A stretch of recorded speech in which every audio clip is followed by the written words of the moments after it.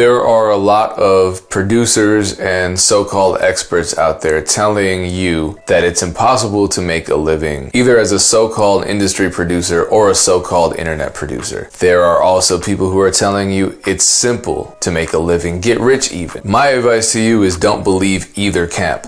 With all the advice floating around, it's important to act.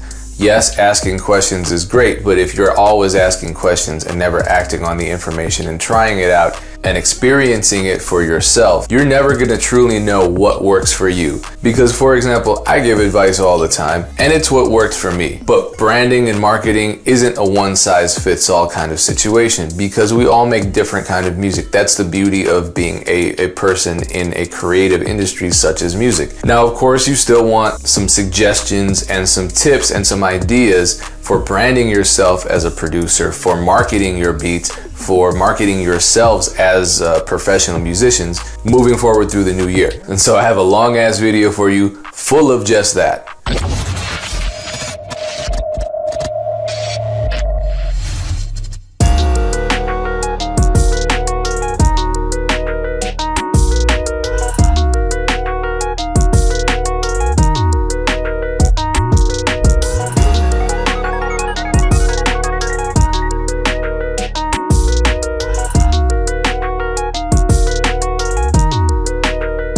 So this is a video from the very first marketing video of 2020 as part of my producer mentorship program, Beat Club. You can sign up for it at musicentrepreneurclub.com. You can use the code MEC Podcast for some free sessions. This is something we do all the time. We talk directly to our members, absolutely directly, and they'll send us links to their beat stores, links to their YouTube channels, links to their Twitter, links to their Instagram, whatever it is that they want me and Mike Trampe, who's a marketing expert and the man behind BeatStars Marketing, to look at and give criticism and suggestions on how to improve. Now, there are some very fortunate producers out there that are successful off of a single platform. Maybe they just sell a ton of beats on BeatStars. Maybe they just sell a ton of beats on YouTube. I'm not one of those producers, so I'm constantly using different platforms, whether it's RapChat, whether it's BeatStars, whether it's YouTube, whether it's AudioMac. Obviously, there are far more marketing platforms that I use than just the four I mentioned. But I would have never found those out if I hadn't gone out and tried them all. And I didn't try them just once. I mean, it took me over 2 years just to figure out BeatStars and start, building up a base of people who were interested in my music. It took me a long time with Instagram, and then every now and then there are changes, and that sets me back, and I have to relearn and refocus and think about the content I post. So this is what we discuss in this particular video with regard to our members, and I'm sure that the questions they had and the advice that we give them will apply to you as a producer in 2020, moving towards 2021 and beyond. Now, I want to talk more about this. I wanted to make a whole video about this, but I had a long day, so I didn't want to get into it. But this stuff takes time, and I want to emphasize that even though I'm talking about making a living off of your music, making a living off of music is not a given.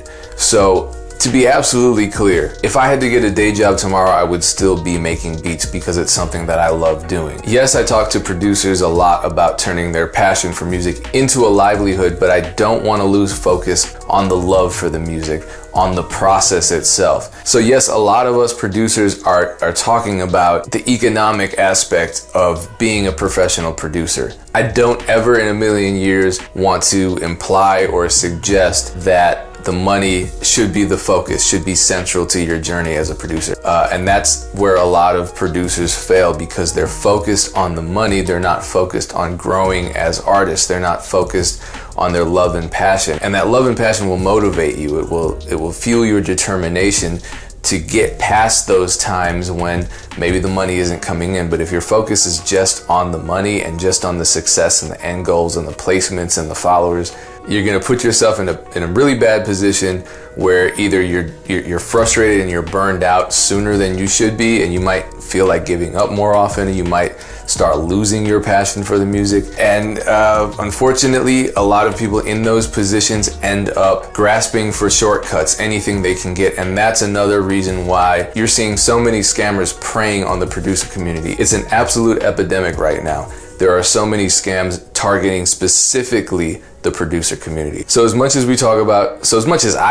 I'll speak for myself, as much as I talk about the business side of music, keep in mind that I'm making music every day. I'm uploading far more music than I'm uploading videos about the music business itself. And the process and the love for music will always outweigh everything else. So let's get into these tips. Shout out to Mike Trampe for joining us. MusicEntrepreneurClub.com is where you sign up if you want to join these sessions live and have your beat stores or your beats and social media and marketing efforts reviewed by us.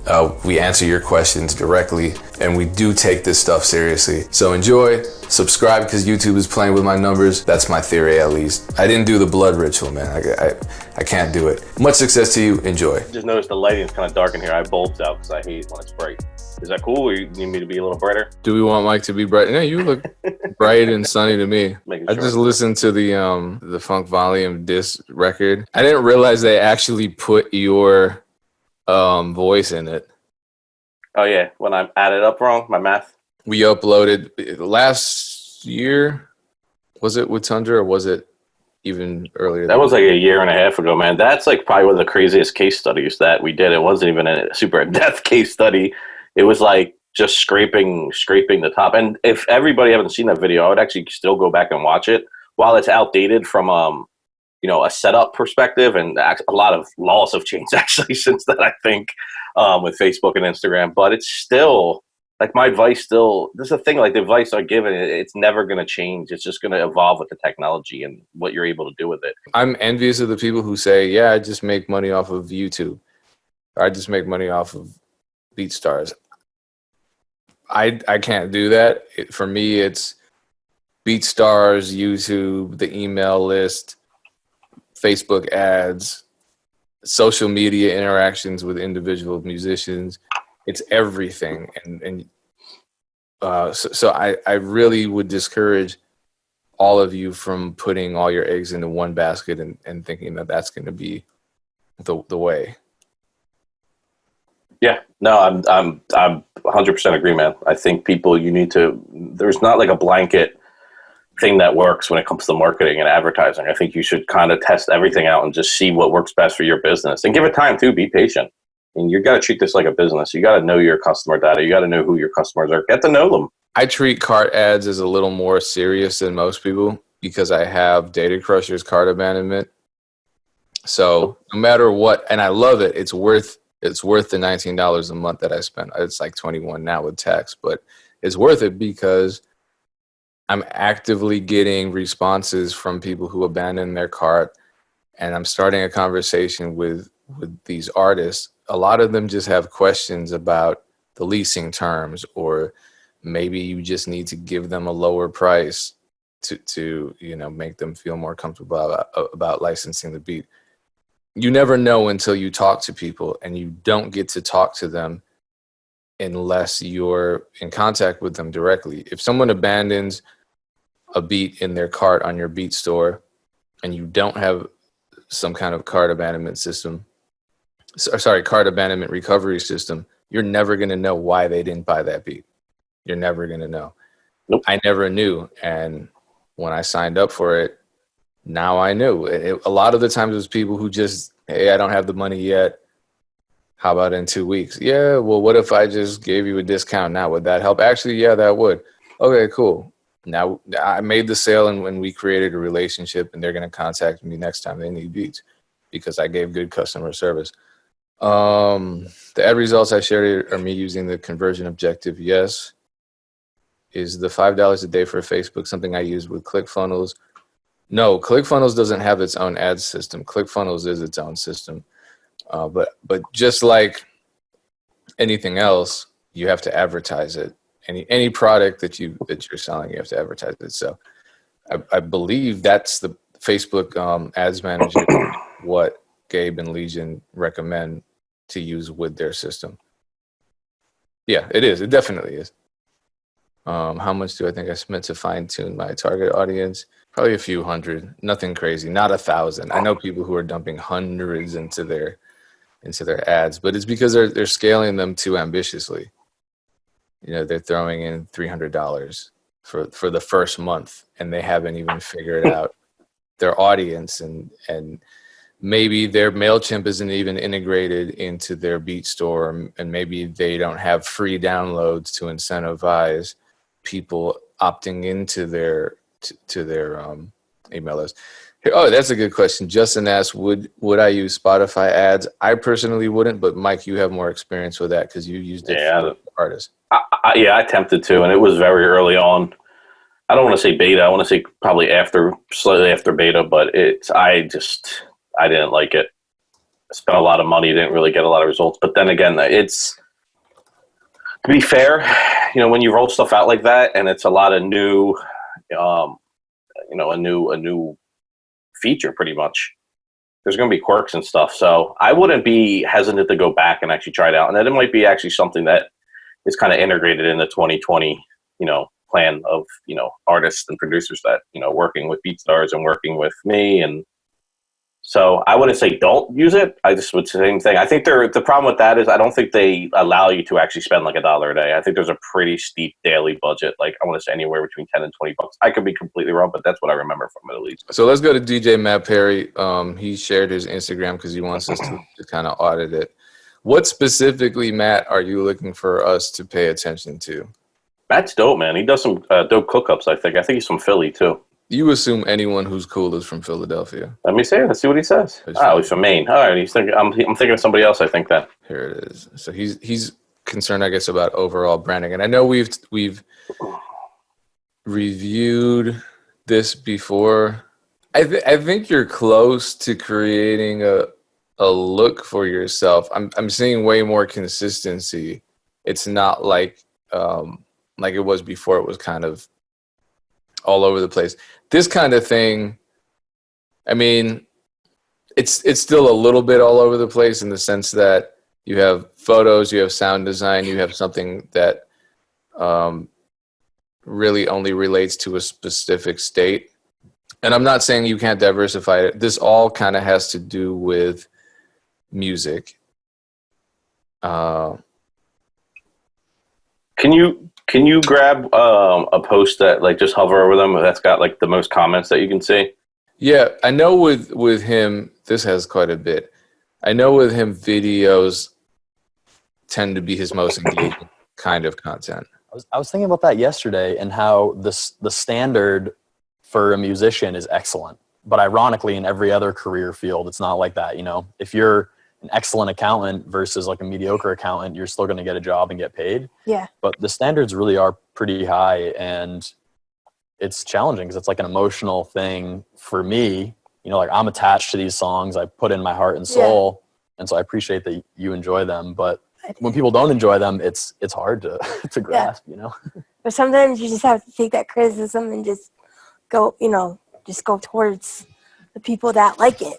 Does he respond to every single comment he gets? It's hard to know what the hell to type back to stuff like this. I get this all the time. I don't know. Dude, what I would do with this video clip, man, is I would take out whatever that text is in the middle, and I would maybe put some type of meme text around the top about something about inspiration for creatives or overcoming, just hurdles and stuff in the music industry or life or whatever it is, and keep the text minimal enough to where then you could actually just try some ad stuff on it. And you would use these as what I would call cold ads. It would be more of a way to put content in front of people organically, where it doesn't seem forced, like you're trying to get them to buy something. And it's more about, that's why they call these ads brand awareness ads. It's really getting people to be aware of who you are. And be consistent with them and drop maybe 1 or 2 a week. What do you think people are going to want to watch, and the easiest way for them to digest it, and then just find ways to put it in front of, beat makers, producers. And then obviously you can narrow down that audience to people who are all about positivity and all that type of stuff. So it'd be a pretty easy, I think, target base to build, but you could just run that and then maybe have some type of call to action that just takes them to some type of landing page, man. But yeah, absolutely. With something like this, I didn't know what you were doing at first. It actually looked like you were painting. I was going to be like, yo, you right? But if there were some kind of, lower third or something similar to this, if this is the look you want to go with, that color, white on black, I would say just use that, have something here. Because I don't know what's happening in this. It just looks like a cute picture to me. Sacred and profane. I kind of still don't know what's going on. So if there was some kind of text down here that gave context to what the video contains, and especially for these videos, the Ashley videos, because these are all excerpts from, I believe, her show. So awesome, Ashley. That's the name. Okay. Yeah, I think you could do something really dope with all this. Like, you can reuse this stuff too. Like, to just always remember, to new fans and audiences, this is all new. So don't think like, oh, 361 people, 19 comments, like it's dead. Like, no, it's not even close to being dead. I'm running songs from my artists from 3 years ago when I first signed them to this day to new audiences, to cold audiences, and we convert new fans every single day. I mean, if you have a good piece of content and it's evergreen, which means it's gonna just keep being meaningful to people over time, and good music is good music, or good advice is good advice. Like, you can continuously use it over and over. And you're going to Gary Vee's page. I don't know if he said this before, but I'm sure he has, because dude is like the king of content. Like, chops up 100 pieces a day or something crazy. Well, I just want to show you what he does. There's text on like, all of his posts. Yeah, and he also put out a guide this year. I think it's on his site, or I saw it somewhere, and it was like, I think it was like how to create 100 pieces of content. And it was basically just like a couple different things he had, and he was just able to just use them in different matters. And like, I think the easiest explanation is the tweet. You send out a tweet, then you screenshot it and you clean it all up, and you get all the lines and the, all the crap out of it. So it's just a black background. We do it on BeatStars too. Or we did. Now we do videos, but same thing. I mean, that's like the simplest one, like how to take a tweet and clean it up and then use it for Instagram. And there's ways to like use content on all these different platforms. The information and resources are out there to do it.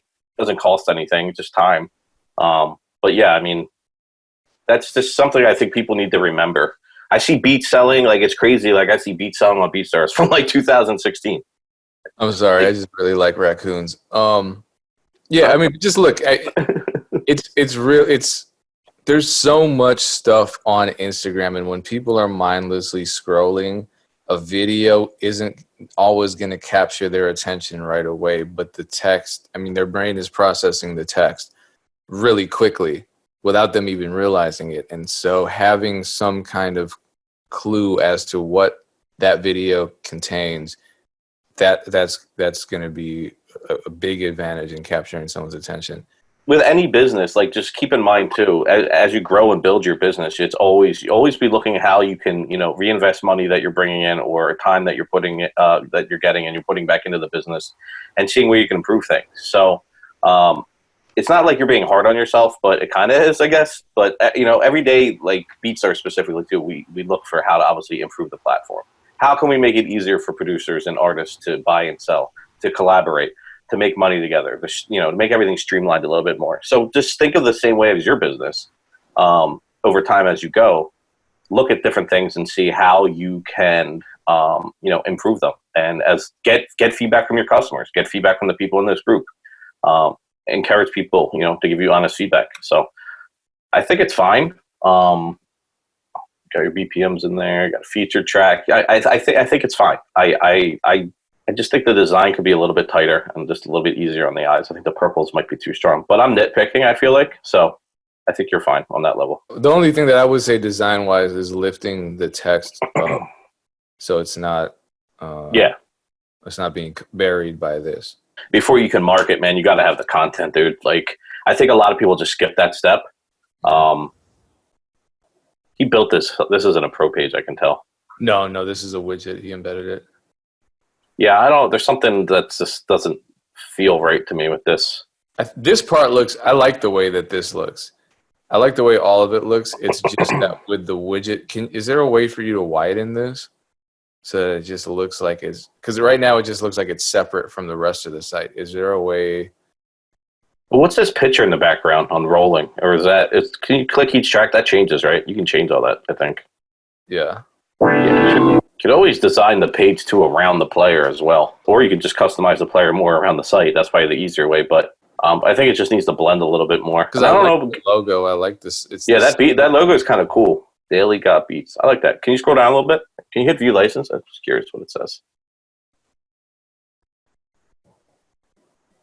Oh, that's kind of cool. Yeah, blend the player in with the site a little bit more. Yeah. This. Get your BPMs in there too, man, if you can. I'm a stickler for that. I'm probably more of a stickler than a lot of people. But when I go to stores, a lot of times, if I know what I'm looking for specifically, for an artist or just listening pleasure, I search by BPM a lot, and it's just good to know. All right, this is way too fast for what I'm looking for right now. I can just skip over it. So it's just something else that can help.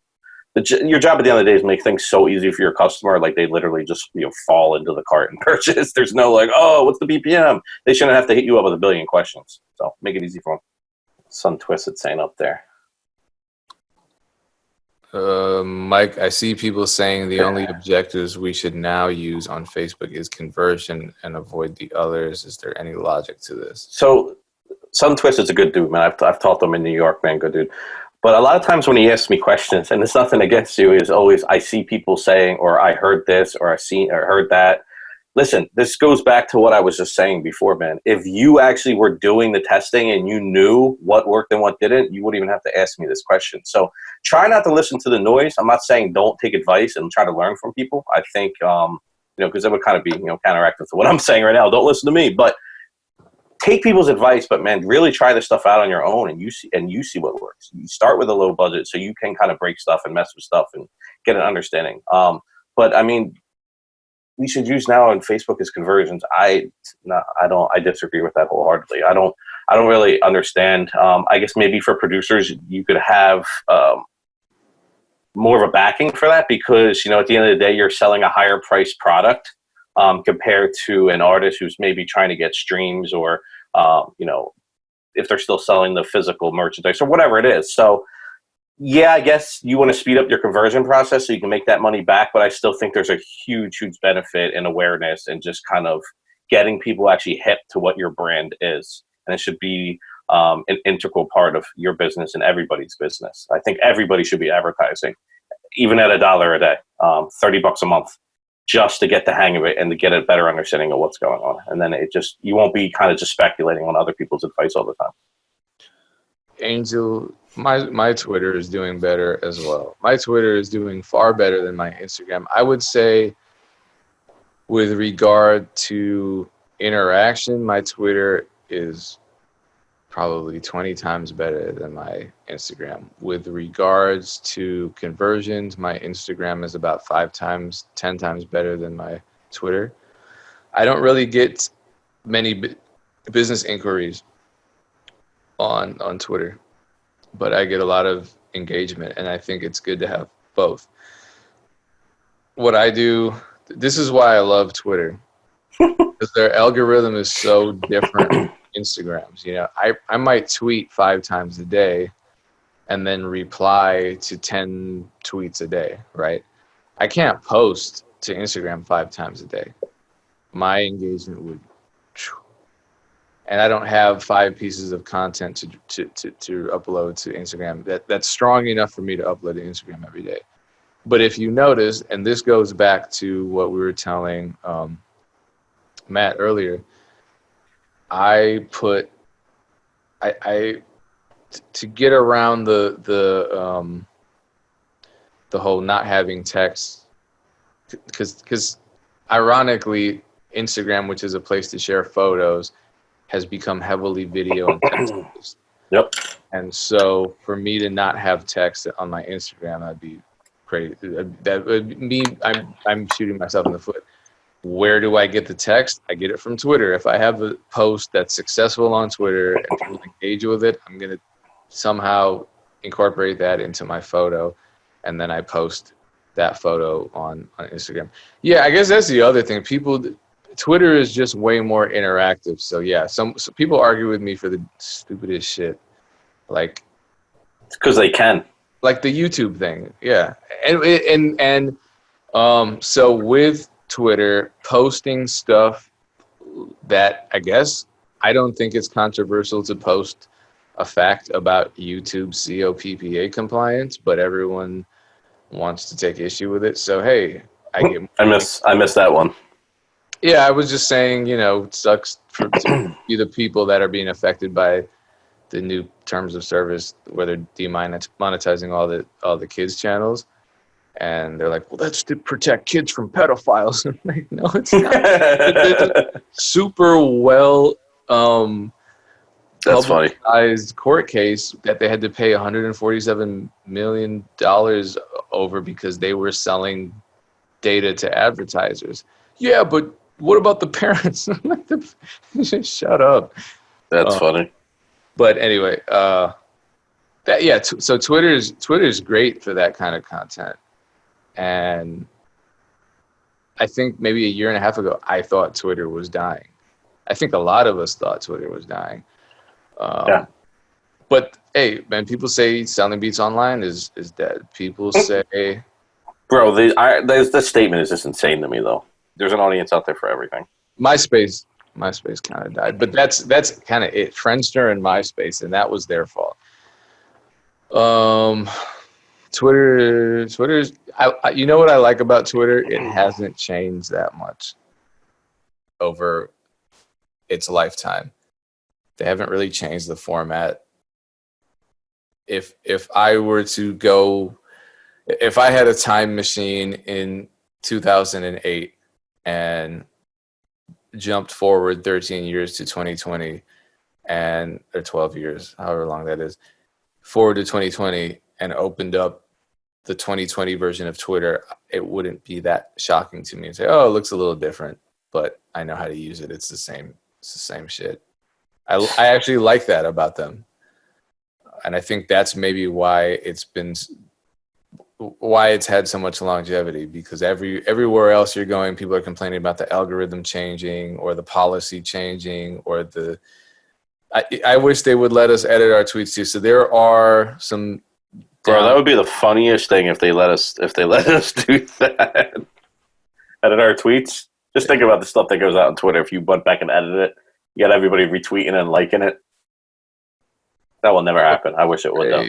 No, dude, the beats on Instagram you're not seeing like 200, 100,000 views unless you just run them up, which you can easily. Like, and when I say run them up, I mean just doing some basic awareness ads to, the top countries, U.S. included, but a lot of other countries, that either you have analytically, you can look at and say, I got a lot of fans here, or you can look at, which countries are in the certain genres that match your music and just, figure that out. And you can run up the views that way very cheap, man, like 1/10 of a penny, 2/10 of a penny, stuff like that. But the stuff that you see doing the most views in our I guess space outside of like music videos are just people talking and just people giving advice like this, how we're having a discussion. I think everybody's just looking to connect with somebody. It's like the human nature of the side of it. It's just you're looking for somebody that you can be like, yeah, you know what, I agree with them, or I have that same problem, or I had that same problem. So it's just about connecting with your fans. Yeah, and I see producers just post beat videos all day, and yeah, they might get up to 1,000 views on something and a few comments, but even the top sellers on BeatStars aren't getting crazy Instagram engagement. They're not. No, because they don't even need it. That's the thing. There's a lot of people who don't even need that side of things because they've set up the way they connected with their customers from day one. They've been able to remarket to all those people, whether it's through emails or whether it's through advertising. And some of them don't even have to do that. It's just about having a consistent schedule and giving people new content. So. But it's not a necessity. Like none of this stuff is a necessity, in my opinion, except for BeatStars, because you need that to upload the beats. Yeah. Well, Beat Demons are doing a great job with their Instagram. I think they get a fair amount of engagement on their videos. Do you know what their username is? Just Beat Demons. Is it with a Z? I forget. No, just Beat Demons. Yeah, with S. Yep. I mean, yeah, their content does well. Sorry, I sneezed. It's like super high quality video of them making beats. It's not just here's a beat, here's a visualizer. Yeah, no, their page is great. I mean, everything's pretty high quality. Even in their descriptions, if you go through it, just the way they break stuff down and how they do their hashtags, everything's pretty uniform. That looks the same on those posts. All their videos that they want to drive a point home with the title, they have the text up top. I'm curious how interactive they are with their fans and customers too. They're good. These guys know what they're doing, and they're successful for a reason. I mean, I think looking at someone's page, like if you wanted to nitpick this page, if you go back up, like their IG story thumbs right here, you can easily just create a cover for those. And there's little tiny stuff, but overall, like their branding. Click their social.beatdemons for me. I want to see something. Yeah, dope. So what they're using as this landing page is a company. I'm going to drop it in the chat. It's a really dope company called Card. We're using it right now for our BeatStars cookups. For our other, we have another one that is, what was the other one? Made on BeatStars.beatstars.com, or no, made on. I'll put that in there too. If you guys have finished songs, you can submit them here. This is something that hasn't really been released yet, but give you guys a sneak peek.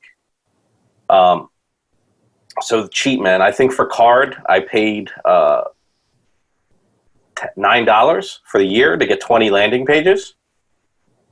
Okay, so that was a sale on Black Friday, but I think yearly, I think it's like $20, dude, for like 20 pages for a year. Like it's insane how cheap it is. So instead of using like Linktree and these other ones, you have literally every single thing on these landing pages is customizable for you to do, and you can use these to run all sorts of different funnels. If you can you actually go to remix.beatstars.com? I'm glad you actually brought this up because it's something. So this is the same thing. This is Card.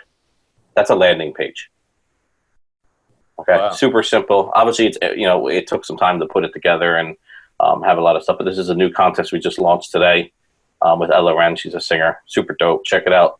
I see. It's something I've noticed, and and maybe and I'm a jokester, so I joke around about everything for the most part. That pain. But I see so many memes lately, man, which is like it's just like clowning artists, and it's just like it kind of just I don't know, it just pisses me off to an extent.